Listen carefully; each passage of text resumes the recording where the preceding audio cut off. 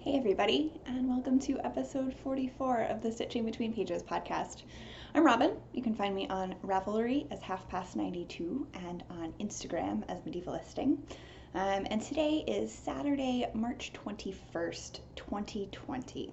So I'm coming to you from Chicago again. I'm back in the US. I've been back in the US since the tail end of July of last year.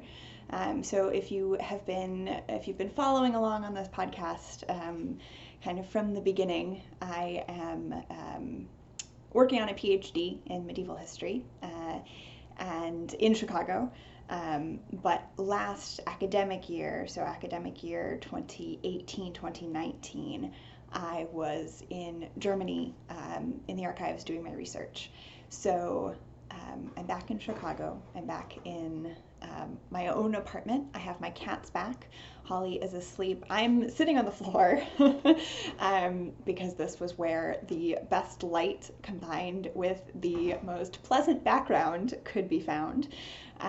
So here I am, but I'm facing my sofa and Holly is sound asleep on my sofa. I'm really hoping that she and or her sister Vivvie Grace will come out and say hello at some point. I know you all have missed them if you've watched my beloved cats.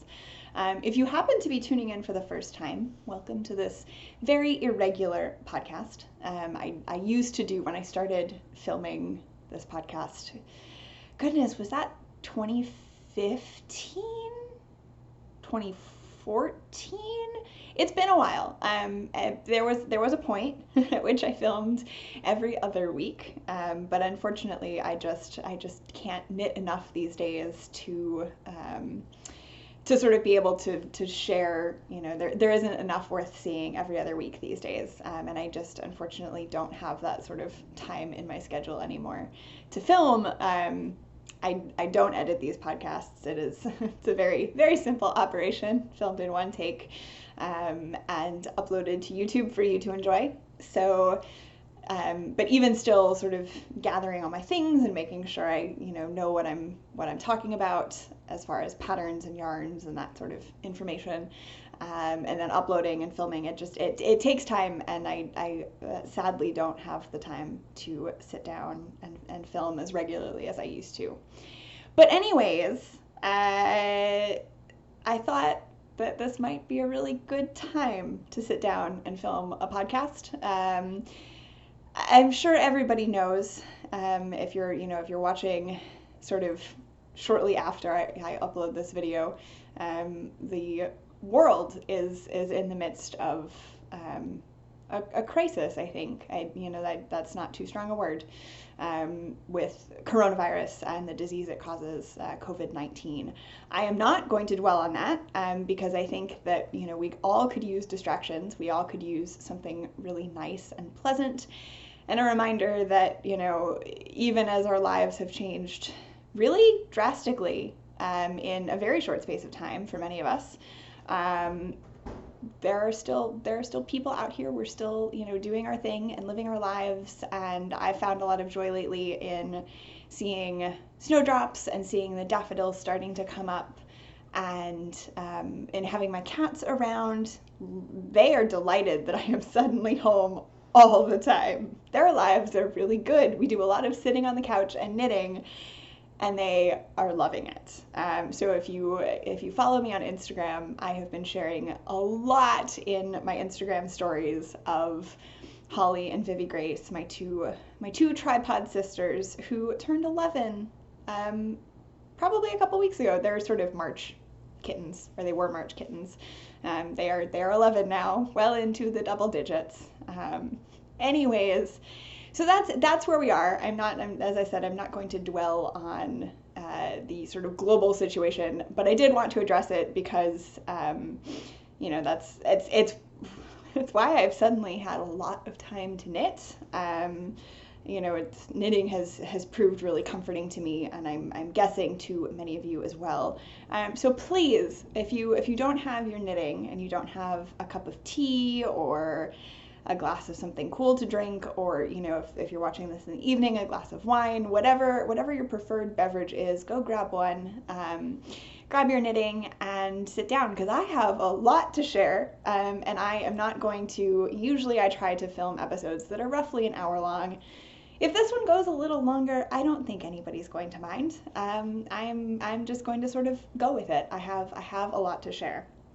And the first is the only finished object that I am sharing. I have finished a number of sweaters that have not appeared on a podcast as finished objects. I finished Wintersol. I don't think that ever made a finished appearance on the podcast. That's a pattern by Jennifer Steingass that I knit out of De Rerum Natura Gilead, which is their worsted weight. It's a really beautiful yarn. So there have been other finished things that will not make an appearance. I knit hats for my family for Christmas. So there are a few things that I have finished that I'm not going to share. The hats, not least because they are now with my parents and my brother. I don't have them anymore. But I did relatively recently finish my deco cardigan, and I'm wearing it. So this is a pattern by Kate Davies. Let me sort of sit up here so that you can see it a little bit better. It's a pattern by Kate Davies, and it's a sort of fitted, little bit cropped, vintage styled kind of 1920s, 1930s style cardigan with these beautiful slip stitches on the front, at the sort of all of the edges, and then let's see if I turn around on the back as well. So I started knitting this cardigan in, July or August of 2017. If you have been following me for a while, that summer I went to France for a research trip.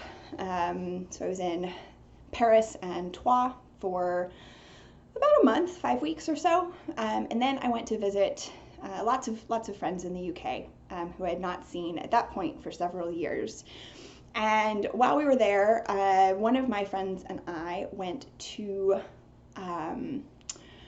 I should have looked at the name of this fabric and yarn shop, and it's not going to come to me, unfortunately. But anyways, we went there and I bought the yarn for this, and I cast on almost immediately. And it's knit from the bottom up. You separate obviously for the sleeves, and then you knit the sleeves and the button band and the neckband.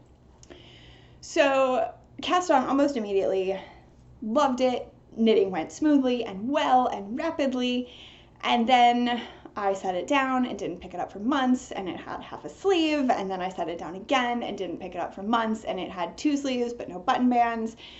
So in the summer of 2018, right before I left for Germany, I finished the button bands and almost finished the neckband, I think.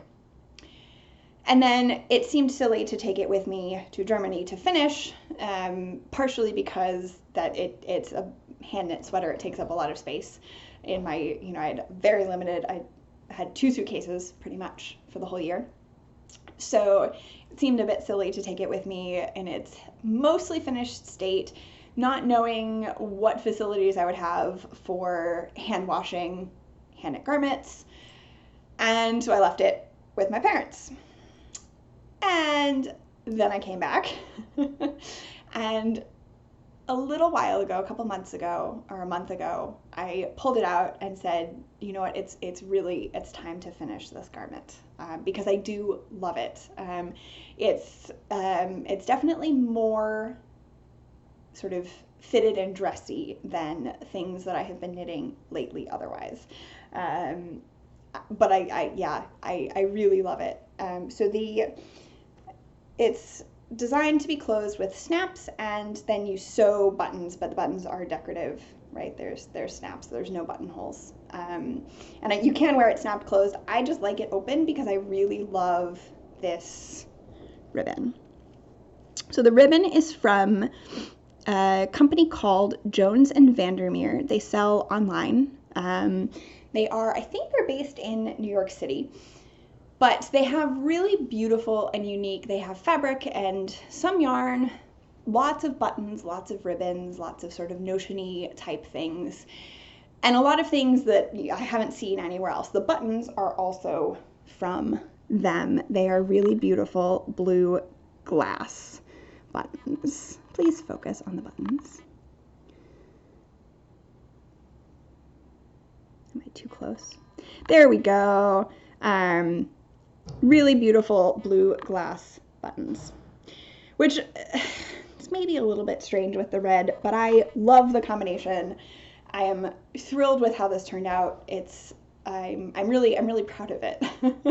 I don't think I mentioned that the yarn that I used is West Yorkshire Spinners Air Valley DK, which is kind of a hard-wearing British non-superwash wool DK weight. The color is, I think, just called red. I think. I'd originally picked up a kind of a pea green, which I thought would be really pretty for a sort of 30s style, 1930s style cardigan. But there weren't enough skeins in one dye lot in stock. So I got this red, and I am thrilled with it. So, and actually, the next thing that I will show you is a sweater in progress that is pea green. So let's moving right along. I don't think I have anything else to say about this cardigan. It does have a Ravelry project page. I have been completely remiss in keeping my Ravelry updated lately.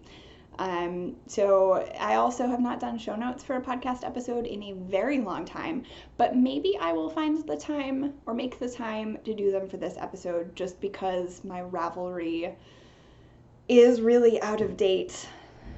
Yikes. So if I do make show notes for this episode, I will put a link in the description box. And if I don't, feel free to ask any questions. You can leave any questions in the comments, and I will do my best to answer them as speedily as I know how. So, works in progress. I have many of them. And the first one is this lovely thing. It's not currently attached to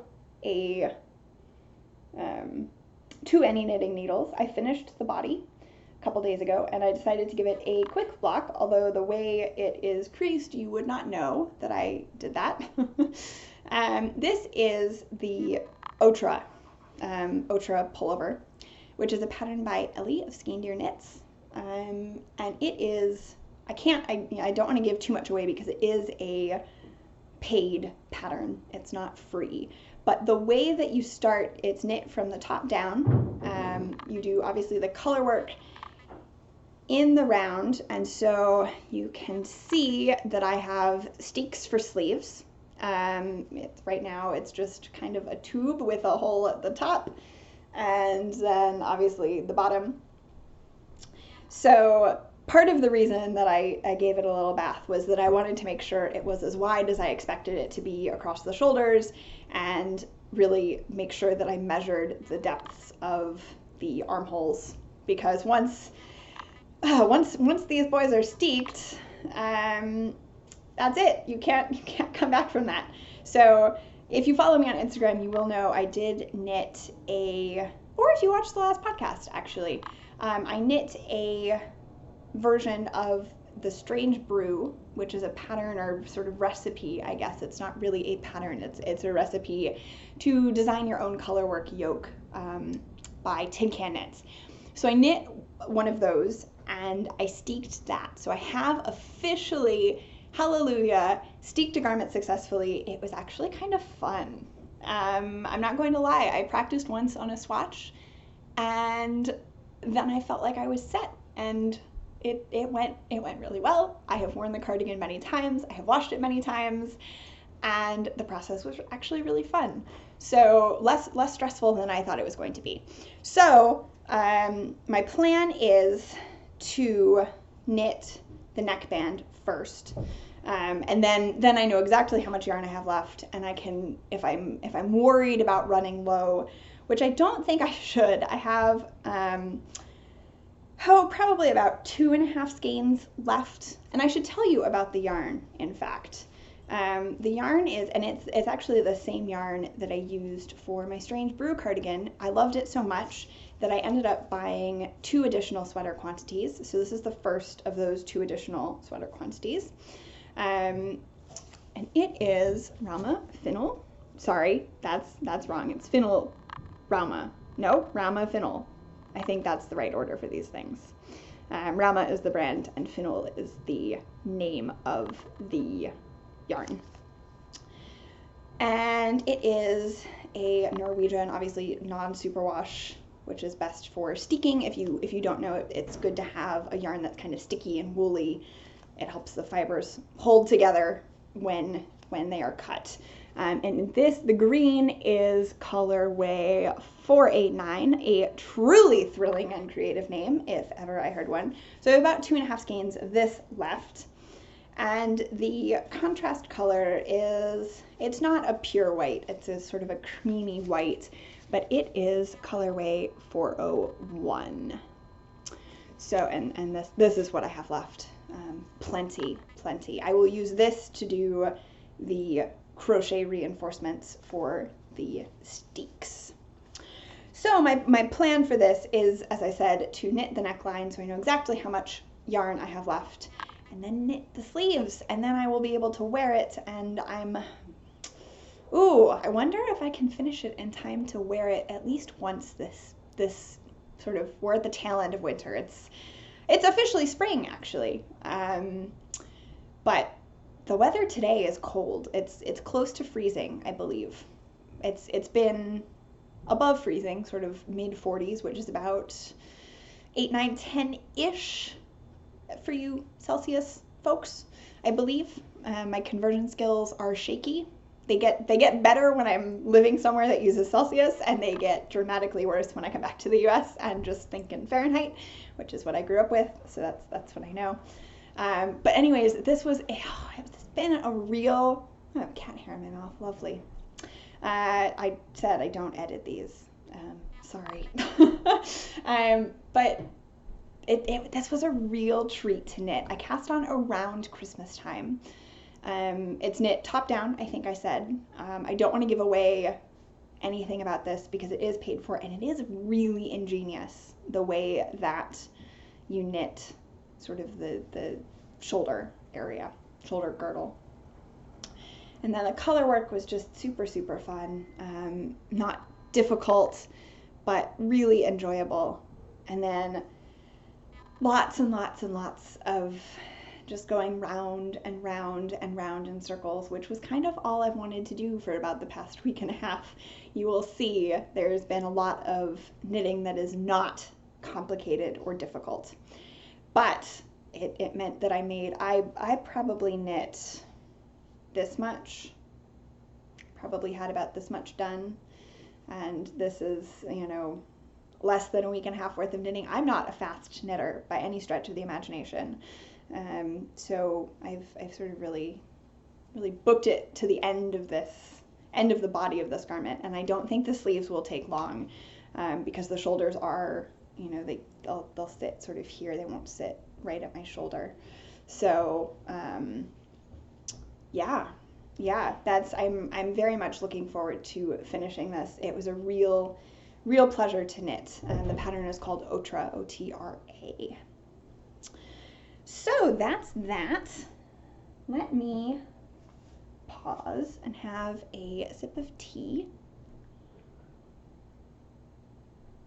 This is just my normal Earl Grey, but it is in a really fun mug. I bought this from a Redbubble shop, which is, if you aren't familiar with Redbubble, there's several companies that do this. Artists can upload their art, and then the company Redbubble, I think Society 6 is similar, and there are probably others as well. They'll print your art on mugs, t-shirts, stickers, hats, all kinds of products. But this is, so it says all the single ladies, and it has nuns. So I believe, spatial awareness. This is Scholastica. Then we have Claire of Assisi, Catherine of Siena, I believe this is Hildegard of Bingen, this one right here. Teresa of Avila. And, oh, who's the last one? Oh no. Teresa of Avila and I think Julian of Norwich. I hope that's right. Anyways, they're these cute little stylized nuns, all of whom were mystics and had mystical marriages with Christ in the Middle Ages, which is, I study nuns, I study Dominican nuns, and there's, this one. Catherine of Siena was very important to the Dominicans, or is still very important to the Dominicans. I actually gave a lecture on Catherine of Siena to students in a class that I TA'd. I was a teaching assistant for a class on the Renaissance, so I got to talk to them about Catherine of Siena, and it was super fun. So this mug has been making me very happy lately. Okay, now that I am slightly refreshed, let me tell you about my scrappy socks. I have been wearing my hand knit socks all winter, but I haven't really knit a ton of socks recently. I knit a few pairs while I was in Germany, maybe 4 pairs or so. And I don't think I've finished a pair of socks since I got back from Germany. So I've cast on a couple. I cast on a sock on Christmas Eve. If you follow me on Instagram, you can see it there. It has not made a whole lot of progress since then, which is not the fault of the yarn or the sock or the needles. It's just, I didn't do a whole lot of knitting between Christmas and a week and a half ago. Otra is probably the thing that I worked the most on in that time. And as I just said, I knit at least a third of the body, if not closer to half of the body recently. But I was, my friend Julia of the Happy Knitting podcast, actually we got to meet up many times while I was in Germany. It was really lovely to get to know her and sort of in person. She tagged me in a post about Sue Carney, I think, I hope her name is Sue Carney, SM Carn on Instagram, Carn with a C. She runs every year a scrappy sock knit along called the Monster Cal. So the hashtag this year is MonsterCal2020. And the idea is to knit scrappy socks. So I have never knit scrappy socks, and I decided that I was in. So I pulled out my scraps and made a rainbow, and these have just been truly so much fun to work on. I didn't actually grab I grabbed my scraps for this first sock. So my plan is I made 2 rainbows. This one is obviously I cast on the cuff with the red end of the spectrum, and then the toe will be purple. The second sock, my plan is to cast on with purple and knit down so that the toe is red. They aren't going to match. I'm using completely different scraps for the first sock and the second sock because I don't actually have all that many scraps, and I don't have sort of a lot of substantial scraps that go together really well. So I am using these, some of these minis I have probably had from mini swaps and things from 2015, 2016. So most of these I can't tell you actually any of them. I can't tell you who sent them to me, what they are from. The only one I can tell you with any certainty is this pink in the ribbing of the cuff is a Wool Barn yarn, and it was the last of the leftovers. I knit Stephen West's Doodler shawl, which I think was one of his mystery knit-alongs. So it's a shawl I wear all the time. I knit it in this pink, sort of an off-white cream, and a really dark charcoal gray. And I wear it, it's one of my most worn shawls, but this is the last of the leftovers from that. I was sort of, sticking to roughly 10 rows per per mini, so not worrying if I finished up, use the whole mini skein or whatever. I wanted to get in at least some of each of the colors, each of the minis that I picked out. But this sort of orangey, this one right here, I just couldn't stop knitting it, so I used the whole thing, and it's way more than 10 rows, and I just find that I don't even care. So the cuff for this one, I did knit a longer cuff than I usually do because I found that some of the cuffs of hand knit socks that I've made for myself, I have knit too short, or not too short, but a little bit shorter than I would prefer. So because I was having such fun, I am testing out a new cuff length. I did 20 rounds of 1x1 twisted rib. I think there are about 60 rounds, and I can't remember now if it's 60 rounds in total, or it must be 60 rounds of just plain stockinette, plus 20 rounds of ribbing. So this should be plenty long. It should. When I wear hand knit socks with my jeans, I have my jeans cuffed so they don't quite meet my shoes if I'm just wearing shoes. And some of my socks, I have like a little patch, if I'm sitting down, there's like a little patch of bare leg, and that's no good. It defeats the whole purpose of hand knit socks. Will not happen with these. So I carried on through yellows, really some sunny colors going on here, and then the heel is green, and my plan is, I hope it's showing up as green. The sun has just come out, which is, the light was really good, and now it's changed, and so it's blowing out the camera a little bit, but I promise these are all greens. My plan is to do the heel of the second sock also in all greens. It's just a standard slip stitch heel flap, kind of a rounded heel turn, and I am well into the gusset. This little progress keeper is a little kitty cat, and I have no idea who gave it to me, when I acquired it, where I got it, who made it, no idea.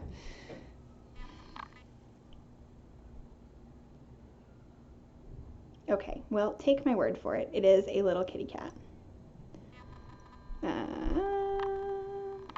Here we go, but now it's backwards. Okay, anyways, it is a little kitty cat. It is very cute, and it's been really fun. I cast these on. The Monster Sock Knit Along started on Wednesday. That's the speediest sock progress I have ever made, possibly ever. So I'm hoping that before too long I will have a nice, happy pair of rainbow socks to wear to keep my feet cozy before the end of hand knit sock season. I have not been weaving in the ends as I go. I have not done magic knots. I have done nothing, so I will have many ends to weave in at the end, and I don't mind. I don't mind. So that's that.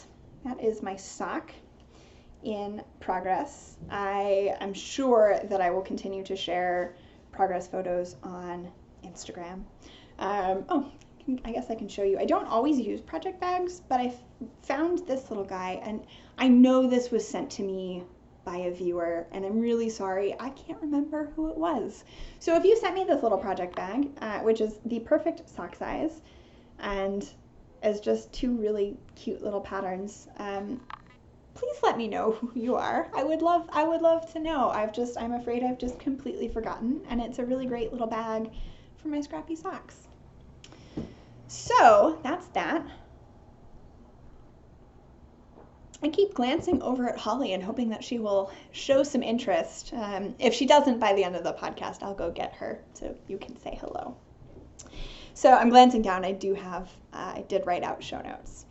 So, okay, next up is, and I didn't grab the ball band. I actually still have the ball band. I am onto the final skein. It looks really quite shabby. I think Holly was playing with it earlier, or several days ago, really, not earlier today. This yarn is Knit Picks Wool of the Andes worsted in the Lava Heather colorway, so not fancy yarn. And if you watched the last episode, you will remember many years ago when I first not when I first learned to knit, I learned to knit when I was very young. But when I got serious about knitting again, I was in college, university. And I knit a scarf for a friend of mine. And he loved that scarf. It was just a simple 2x2 rib. I knit it in brown, and I put 2 wide, lighter brown stripes at each end of the scarf. I ended up knitting myself the same scarf in gray. And he loved this scarf. He wore it all the time. He constantly told me that it was his favorite scarf. It was the best scarf he'd ever owned.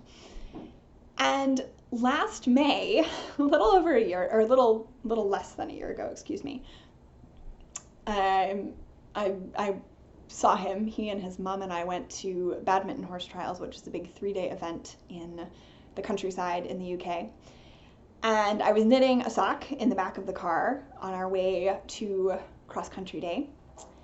And he sort of turned to me and said, if you're looking for another knitting project, I need a new scarf. My partner shrunk mine in the wash. And I can only laugh because, that scarf was loved and worn and appreciated. So he doesn't know, and I can't share this scarf on Instagram. It sort of appeared in stories as kind of a nebulous, vague, no description of what it is, not showing it in full. I can't show it on Instagram because he is on Instagram, but he definitely does not watch this podcast, so I can show it to you all now. This is the Lafroig scarf by Thea Coleman, who has many patterns named after cocktails and alcohol.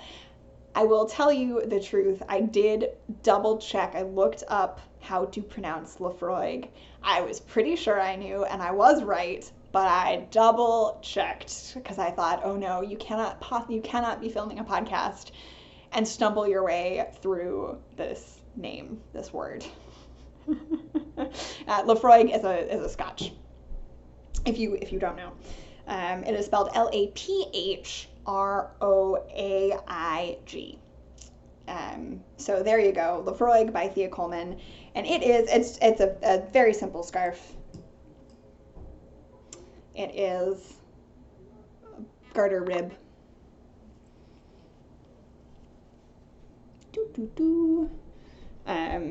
With some, and it's covered in cat hair, I'm afraid, as well, with just some 3x3 rib at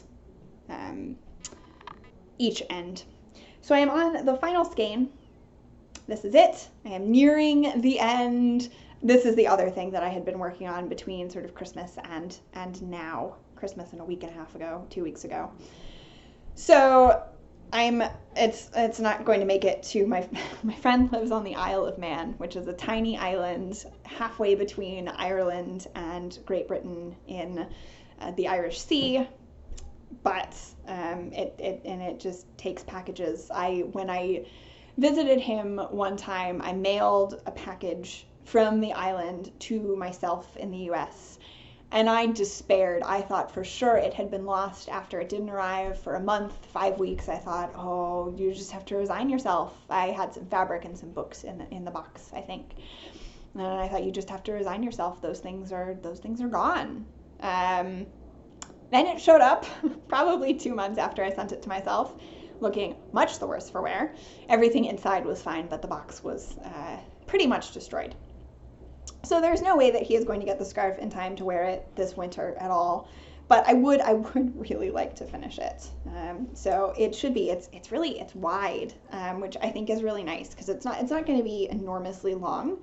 My friend isn't super tall, so I think it will be just fine. I mean, this is wrapped once around my neck, and it is plenty long. I think it will be really cozy. It's the same wool I actually used, Knit Picks wool of the Andes worsted, to knit the first scarf for him. So this is, scarves are just not my favorite thing to knit, but as far as scarves go, this one has been a pleasant enough knit, and I know it will be well loved. And if it lasts even half as long, but is appreciated the same amount as that first scarf, I'll be happy. I don't think I have anything else to say about that. It's super squishy.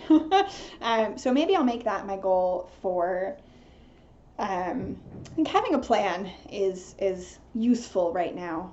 I know I said I wasn't going to mention the current situation, but anyways, having a plan is useful, even if the plan is not as ambitious as a normal plan. I think this evening I do want to finish knit the neckband on Otra, but then maybe I'll work on this for a bit if I manage to finish that. So let's see, what else do I have to show you? Oh, I know. I will show you. I'm trying to think what order, and I just have sort of so much spread out in front of me. I also didn't grab the ball band for the remains of tiny little bit of this cream. The remains of this is also Knit Picks yarn. This is their Mighty Stitch bulky, super bulky, Mighty Stitch, super bulky. I did write it down. Which is 80% acrylic and 20% superwash wool. It is, as you can tell, a bulky weight yarn. So this is not my normal choice of yarn with which to knit. It's really soft, and I would knit something else out of it. Normally I am more of this kind of fingering weight, kind of rustic woolly sort of person, but this is for something specific, and that is this. It looks like it should be a cowl. I have not tried pulling it over my head. I guess I could try right now. It could be a cowl. It could be. It is not, though. It is a little pattern called the Mini Kitty Poof. It is a pattern that is available on Knit Picks, and this is the yarn that it recommends.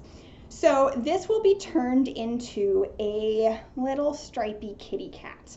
Basically, I have to embroider a face here, and the reason that it is still just a tube, it took me, I think I spread the knitting out over 2 evenings. I knit it on US 11 needles, which I believe is an 8mm. I have not said anything about any of the other needles or needle sizes that I have used. Sorry about that.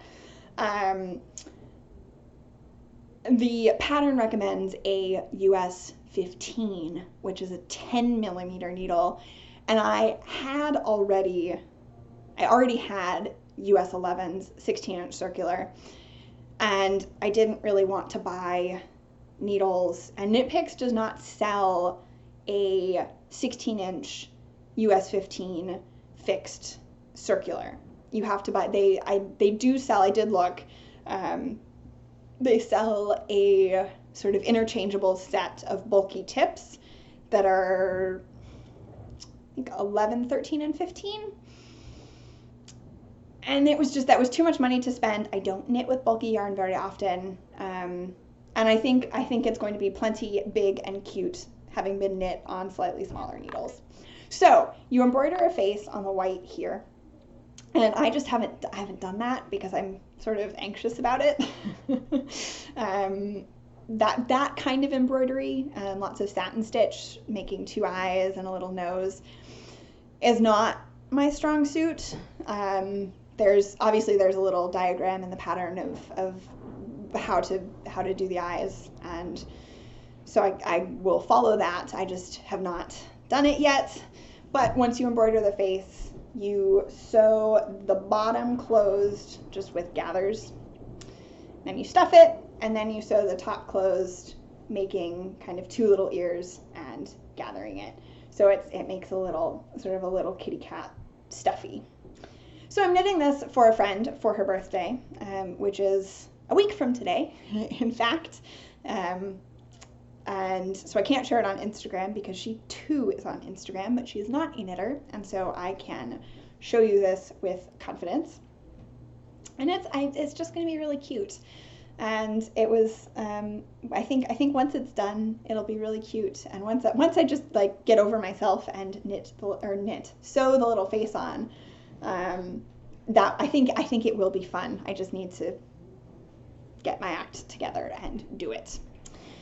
So that's that. I must admit, part of the reason that I spread the knitting out over 2 nights, knitting with needles that big hurts my hands. It was not particularly pleasant. I much prefer knitting at a finer gauge.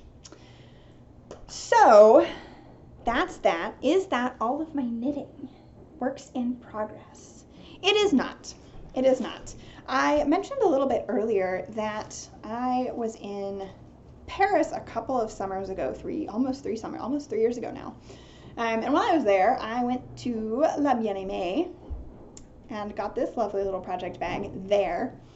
And this is not knit out of La Bien-Aimée yarn. I did buy some yarn. I have done nothing with it.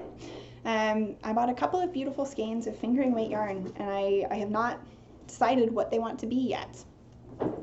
But I also got this little bag, which has seen a lot of use.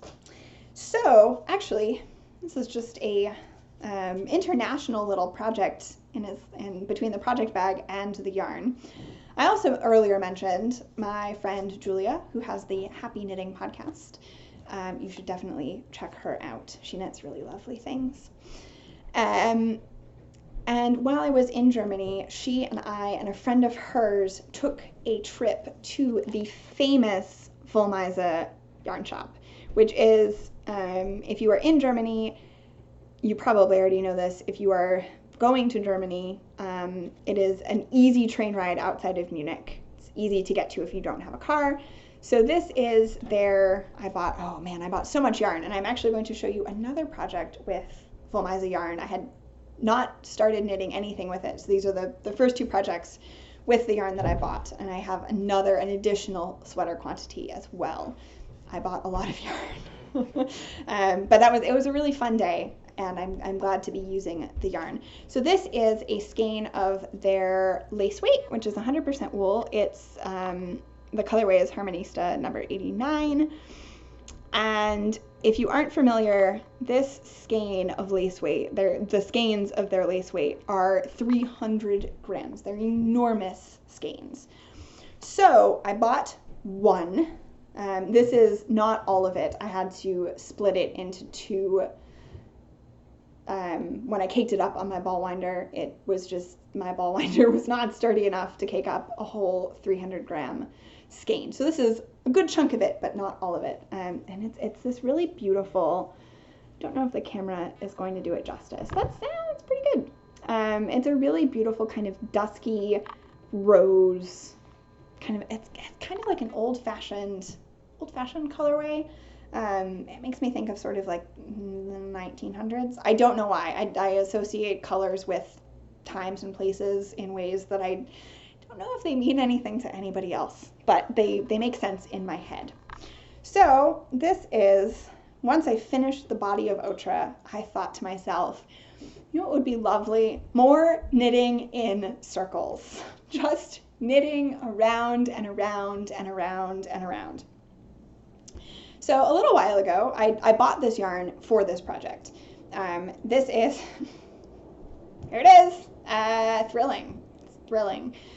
This is going to be a boxy, which is a very well-known pattern by Joji Locatelli. It is a very oversized, as you can probably tell. I have almost 400 stitches around, and I meant to measure it.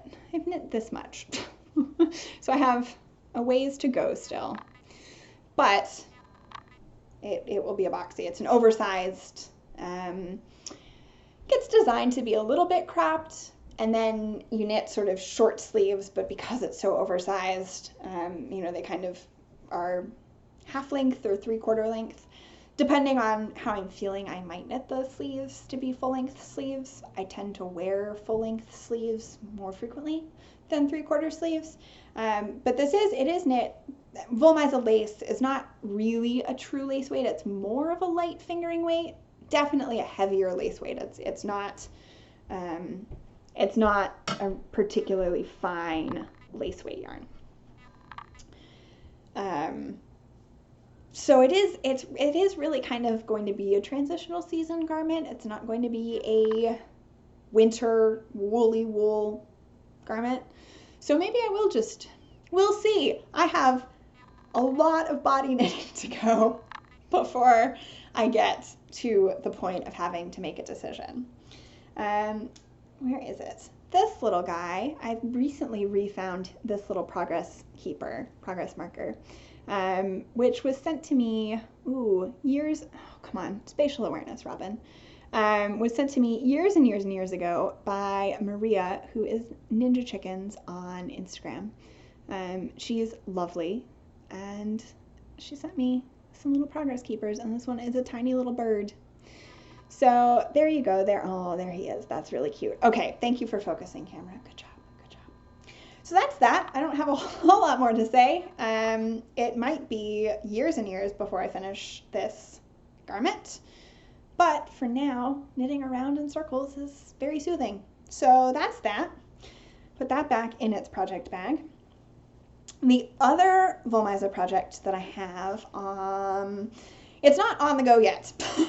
It will very shortly be on the go, though, possibly this evening. I have just told you about a completely insane plan for everything that I'm going to accomplish this evening. I cannot possibly knit the neckband on Otra, also finish the Lefroy scarf, and cast on another garment. That's insane. So I need to sit down with myself and come up with a more rational plan. But I bought yarn at Volmisa. I bought Volmisa DK in the Madame Souris colorway, which is Madame Mouse in French, if you do not speak French. I do not speak French well. I read it a little bit. That's about it. Madame Souris, it is also 100% superwash merino. And their DK skeins are 200 grams. So I do have 2 skeins. I do not think I will need the full 2 skeins. It is this lovely, this colorway is really pretty. I caked this yarn up.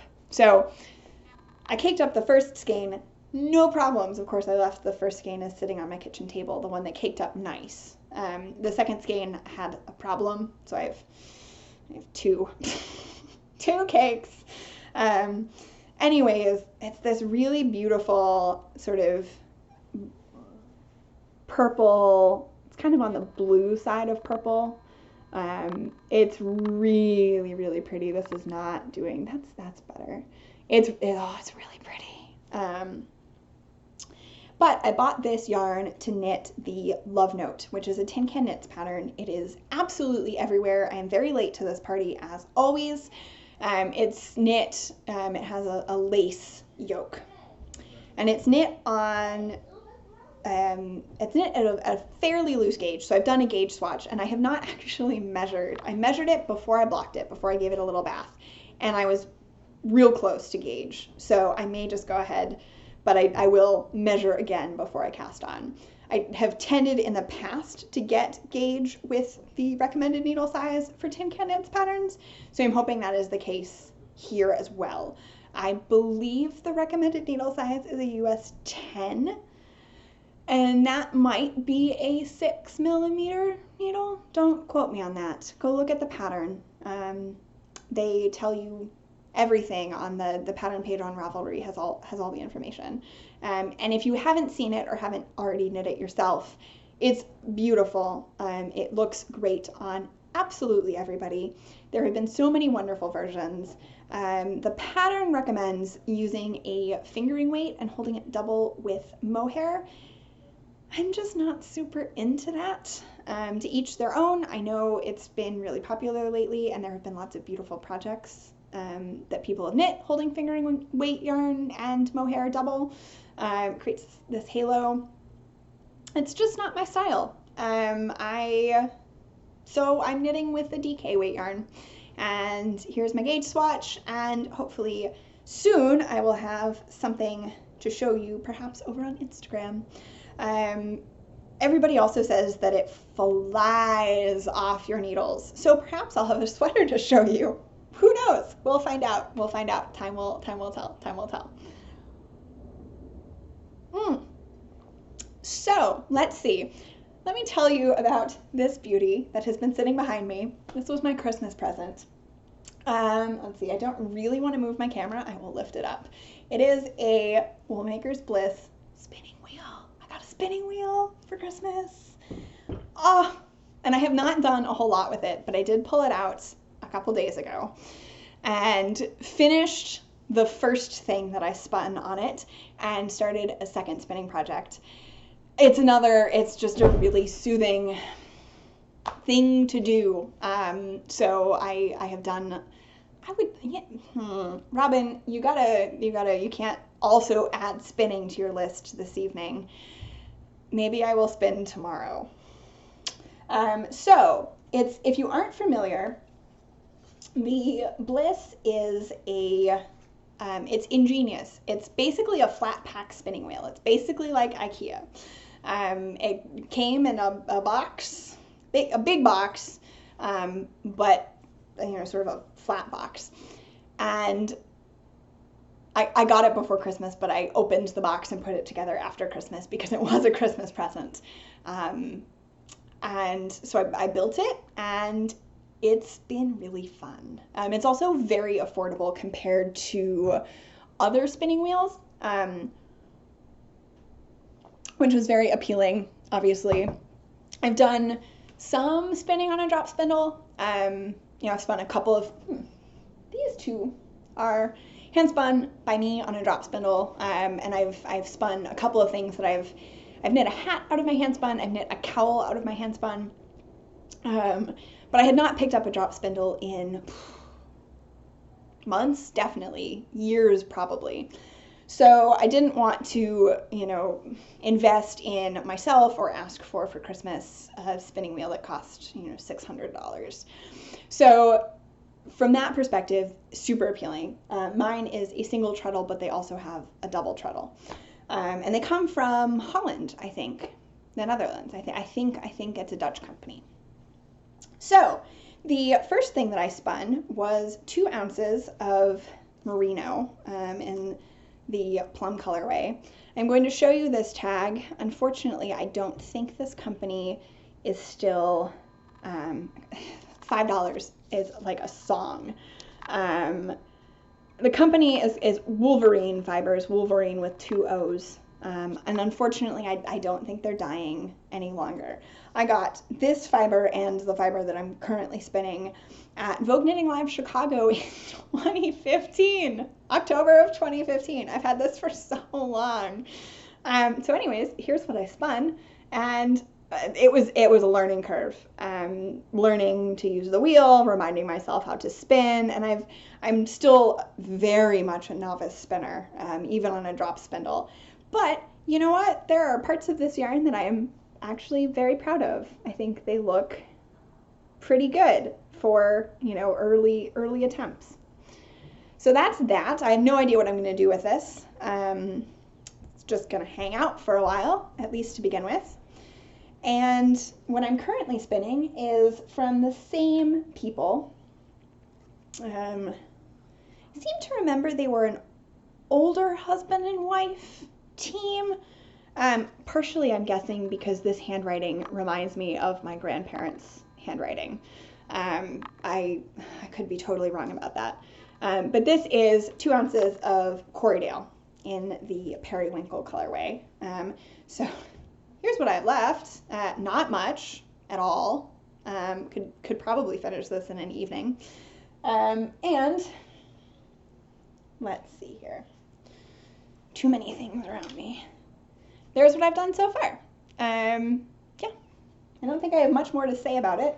I have been really enjoying learning to spin on a spinning wheel. And I can see myself improving more. It feels like I can do more, I can spin faster.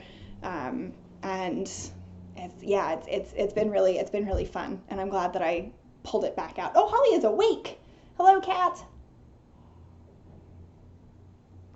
Hello, cat. We'll see. She'll come over here, I think. So that is that. Next up after this, which has been, this Corriedale has been a joy to spin. my parents also gave me, along with the spinning wheel, a lot of silver gray Corriedale. Oh, wait, let's see here. Excuse me. I have 16 ounces. I have a full pound of this silver gray dyed Corriedale. And I think that my mom just got this from Webb's. Excuse me, Santa Claus just got this from Webb's. Oh, and here's Vivvie Grace. You can't see either of my cats, but they are both out and about. So I think this might be my next. I wanted to practice a little bit on sort of smaller things before I tackled a full pound. But that might be next because I've just really enjoyed spinning this so much. Okay, Holly, say hello to your fans. Oh, here's Holly. Oh, she's like, oh, lady, give me some food, lady. Say hello. Oh, so good. Yeah, I know, I'm home all the time now. Isn't that great? She's like, yeah, whatever. Feed me, feed me, feed me. If Vivvie Grace comes over, I'll pick her up too, even though Holly likes to be held. Vivvie Grace is not as much into it. But they are now both investigating all of the many things that are spread out all over the floor around me. Okay, so I think that is all I have to tell you about what I am spinning. My cat is standing on my show notes. This is the least professional operation over here. So I do have a couple of sweater quantities of yarn that I want to tell you about. All I want to knit right now pretty much is sweaters. I have been wearing my hand knit sweaters all winter. And I feel like I've sort of gotten into a place where I feel like I know enough about knitting garments to be able to figure out how to knit what I like, and I know enough about my style to knit things that I will enjoy wearing. And yeah, I've just been wearing my hand knits all winter. And so I have two sweater quantities to show you. The first one, I did only grab one skein, but I promise I do have a full sweater quantity. This is Kelbourne Woolen's Scout, which is a DK weight, 100% wool. This colorway, I believe, is called Teal Heather. Yes, it is.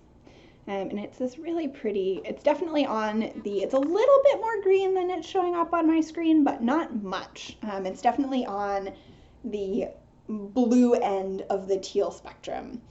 And I bought this at a lovely Chicago yarn shop called Knit One. So I do have, I have a full sweater quantity. And I'm thinking something cabled. I'm thinking a cabled pullover of some description.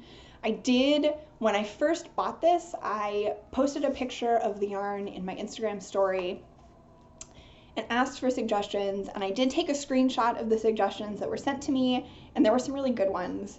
I don't remember what any of them are off the top of my head. I didn't think to look.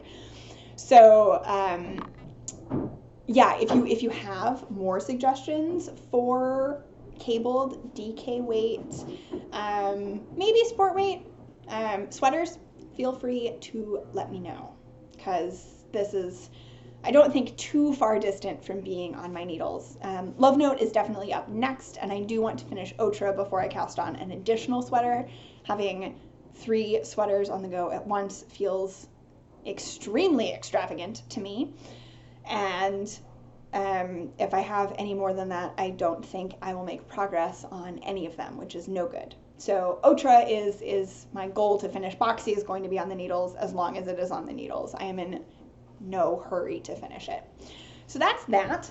The other one, I did bring all of the colors to show you. This is Lichen and Lace Rustic Heather Sport. So there's the Lichen and Lace label, and it's Rustic Heather Sport, which is 100% Canadian wool.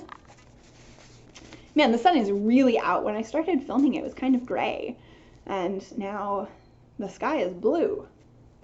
There we go. This colorway is Coal, and there you can see their website is lichenandlace.com. So it is a rustic single ply. This is coal. This is going to be the main body of the sweater. And I'll actually show you the pattern because on my phone, because I bought the exact colors and the exact yarn used. So here they all are together. Look at this. Are these not the most beautiful colors together? And they're not colors that I would have said, oh yes, perfect. These, you know, sort of 5 colors together will make a beautiful colorwork sweater. So this olive green is called Shrub. There it is. Shrub. And then we have, this is Birch. It is a sort of silvery gray. The golden color is called Pollen. And this blue, which is, oh, perfect, is called Sky. So these are going to become the Lunenburg pullover by Amy Christophers, and doing something I've never done, pulling out my phone to just show it to you.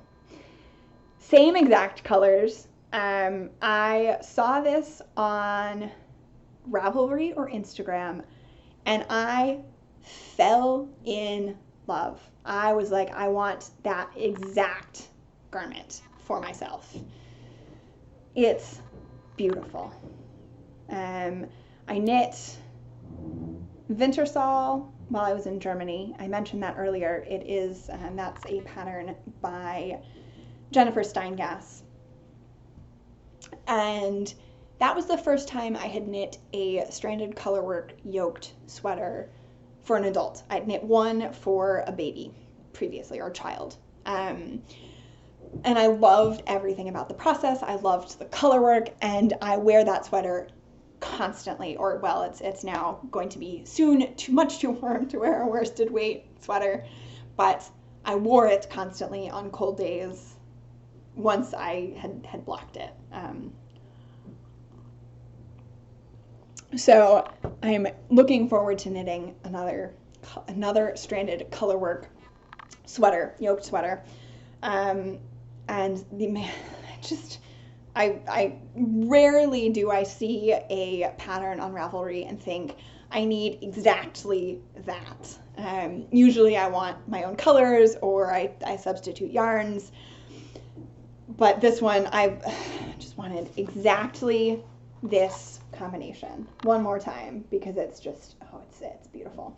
So I don't know when I will cast either of those on. I don't know which one will be first. I don't know if I'll knit with I got the yarn roughly the same time, Christmas and shortly after. So it's not like either of these sweater quantities have been sitting in my stash for, you know, months and months or years and years. So there's really no hurry. Let's see. I think that is it as far as knitting content, and I'm actually not doing too bad on time. I've only been talking to you for an hour. So I feel like I can take the time to tell you about both the books that I'd planned to talk about, which is good. So I have also been, not specifically because of, you know, these weird times that we find ourselves in, but kind of this calendar year, I've been making a conscious effort to really spend, you know, even if it's just 10 or 15 minutes, reading before bed, reading a book before bed, instead of, you know, watching Netflix until I go to bed, or, you know, just puttering around on my phone. And it's been really nice to kind of make that time for myself again. Sometimes it is just 10 or 15 minutes. Sometimes it is longer. Sometimes I stay up later than I meant to, but it's been really nice. And so I have 2 really great books to tell you about, both of which have appeared on my Instagram. And I think both of which have kind of, one is, I think, reasonably well known in knitting circles, and one has been a popular novel. So you may have heard of one or both of these, but I wanted to talk about them both because the first one I enjoyed, and the second one I am in the process of enjoying. So the first is The Dutch House by Anne Patchett. Oh, look, she's wearing a red coat and I'm wearing a red sweater. I feel like this book was kind of on a bunch of best of lists. It came out last year, I believe. And it was on, yes, came out last year. On a bunch of best of lists, and I have actually never read anything else by Anne. I haven't read anything else by Ann Patchett. The book of hers that I have picked up and put down in the bookstore and library on many occasions is Bel Canto. I think her novel Commonwealth has also kind of been around and popular and really well liked. Having read this, I think I will now finally seek out and actually read both Bel Canto and Commonwealth, because I loved this book. I read it in 4 nights, and it's a really wonderful sort of family saga, I guess. Just a nice story about 2 siblings and their family and sort of family drama. And I don't think it's any secret that I really enjoy kind of family. Holly, why are you scratching my sofa? Please stop that. Like a naughty child over there. I really enjoy kind of family drama novels. A few years ago, I talked about. It's right behind me. Unfortunately, it's also right behind a poster that I have not hung up. I talked about this book several years ago, Saints for All Occasions by J. Courtney Sullivan. I should reread this. This was so good. Oh, this was so good. So, family drama novels. I love them. Let me just read you the inside cover. At the end of the Second World War, Cyril Conroy combines luck and a single canny investment to build an immense real estate empire, propelling his family from poverty to enormous wealth. His first order of business is to buy the Dutch House, a lavish estate in the suburbs of Philadelphia. Meant as a surprise for his wife, the house sets in motion the undoing of everyone he loves. The story is told by Cyril's son Danny, as he and his older sister, the brilliantly acerbic and self-assured Maeve, are exiled by their stepmother from the house where they grew up. The 2 wealthy siblings are thrown back into the poverty their parents had escaped from, and find that all they have to count on is each other. It is this unshakable bond that both saves their lives and thwarts their futures. Set over the course of 5 decades, The Dutch House is a dark fairy tale about 2 smart people who cannot overcome their past. Despite every outward sign of success, Danny and Maeve are only truly comfortable when they're together. Throughout their lives, they return to the well-worn narrative of what they've lost with humor and rage.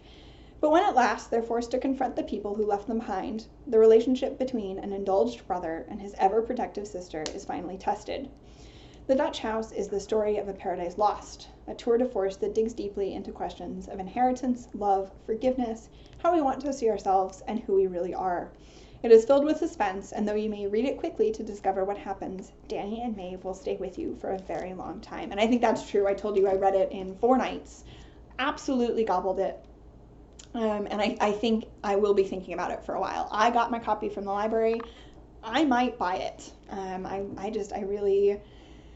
The prose is really simple but really beautiful. I really like. I've read a couple things recently, more things that were on best of lists. I won't name names, but they were just too literary and they felt like work. This feels, it's literary fiction. It's Ann Patchett is a very accomplished writer. She's won many prizes.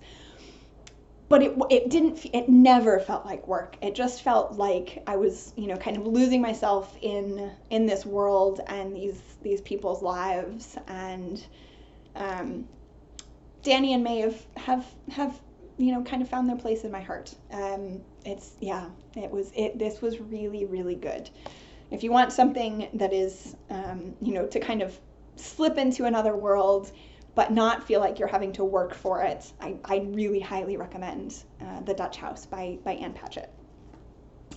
The other book that I have for you, although I guess this is now technically the 3rd book that I've shown you, this was another Christmas present. It was a very yarny Christmas, which was perfect. It was also really nice to be with my family at Christmas. Is This Golden Fleece, A Journey Through Britain's Knitted History by Esther Rutter. It was published in the UK. Holly, would you stop scratching my sofa? That's rude.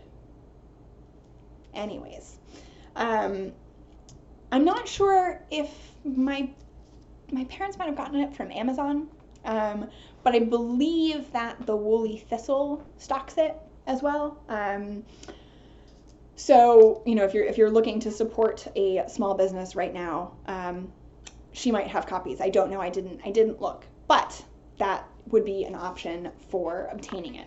So it's pretty much as it says on the tin, a journey through Britain's knitted history. We'll read you again the inside cover. Over the course of a year, Esther Rudder, who grew up on a sheep farm in Suffolk and learned to spin, weave, and knit as a child, travels the length of the British Isles to tell the story of wool's long history here and its influence on our landscape and culture. From Shetland to the Channel Islands, she unearths fascinating histories of communities whose lives were shaped by wool, among them the mill workers of the border counties, the stocking knitters of Wales, and the inhabitants of the fishing villages of Britain's coast. She finds tradition and innovation intermingling in today's knitwear industries and in the hands of many amateur knitters she meets. And along the way, she explores wool's rich culture by crafting culturally significant garments. Among them, 19th century patterned gloves, Highland walking socks, a delicate hat, and a heavyweight fisherman's jumper, reminding us of the value of craft and our intimate relationship with wool. And I'm finding it really enjoyable to read this right now because I'm sure I've mentioned on the podcast before, but if you're new, I've spent a lot of time in the UK. I was lucky enough to live there for a couple of years, one in school and one in university. And so I have many friends who are British, who live in the UK, and I've spent a lot of time there. It's a place that I have a lot of affection for, as I think many of us do. And so it's really nice to be reading about places I've been in the British Isles, places I would love to go. The Isle of Man appeared when I was reading last night, which was really Esther Rudder's father raced in the Isle of Man has a motorcycle race, the Tourist Trophy, the TT, and he raced in it. And so they would go there on family holidays when she was growing up. So that was kind of a fun surprise. But in a moment when I'm spending way more time than normal at home, it's really nice to be reading about travels around a place that I love. And also, the history is really interesting. I think it's really well written. It's I am a historian, right? I'm working on my PhD, and so I think there are academic historians who have less appreciation for sort of popular histories. I think popular history has its purpose. I think some of it is much more well written than others. And I think this is really well written, and I think it's well researched. She uses footnotes, or endnotes, I suppose. The notes are all at the end. There is a bibliography. She mentions, the archives that she goes to and the people she talks to, so you can sort of see her research, but it's also incredibly readable, and it's intermingled with her personal story and the things that she is knitting and modern people that she's talking to. So it's really good. And if you're watching this, I suspect you would like to read this book. Right? If you're watching this and you're not at all interested in knitting, I'm not sure what to tell you. You've watched almost an hour and a quarter of me talking about yarn. So, if you've made it this far and that's not your jam, okay, that's an interesting choice that you made. But presumably, if you've made it this far, you are somewhat interested in yarn, hand knitting, spinning, whatever, some sort of fibery craft, crochet, but this is specifically about knitting, and it's really good. I would recommend it. Also, I just the cover is really cool. It's got knitting as hills and a landscape. So that is that. I do believe that that is all that I have. Ooh, this is going to be cold.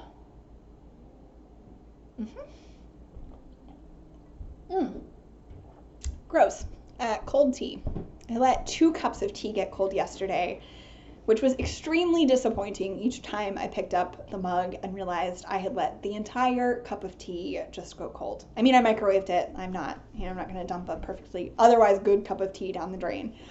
But yeah, reheated tea is just not quite as good as picking up the cup and getting your first sip at exactly the right moment when it's not too hot, but also has not yet gotten too cold. So I think I am going to leave it here. I'm glancing around to make sure I have not forgotten anything crucial. Let's see if I can get Vivvie Grace to come say hello to you. Vivvie Grace.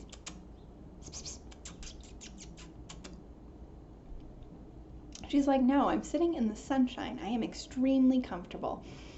I know. Oh, no, come on. Hey, come here. Come say hello. People want to say hi to you. I know, you're so sweet. Yeah. Oh, you're warm because you've been sitting in the sun. Oh, say hi, Vivvie Grace. Oh, you're warm because you've been sitting in the sun. I know. She's like, don't like being held very much. My sister does. I don't. I know. But people love you. Yes. Okay. Down you go. You can go back to the sun now. Maybe she'll sit on my lap. Yep, she's going to sit on my lap. She is a lap cat. She does like to sit on my lap. Holly tends to curl up right next to me, but Vivvie Grace likes to sit on me. I know, you're so cute. Yes. All right. Well, I think we are going to leave you for now. I hope you're all doing well and hanging in there. I'm on Instagram a lot these days, trying to share stories of cats and knitting and happy things. It helps me, and I hope that it brings a little bit of joy to any and all of you who are on Instagram and checking my stories.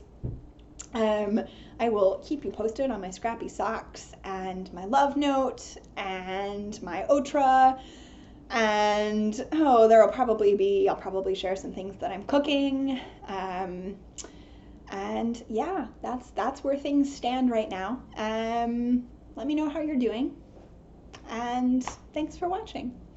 Stay well, everybody, and hang in there. We'll get through it together. And yeah, that's it. Happy knitting. Bye.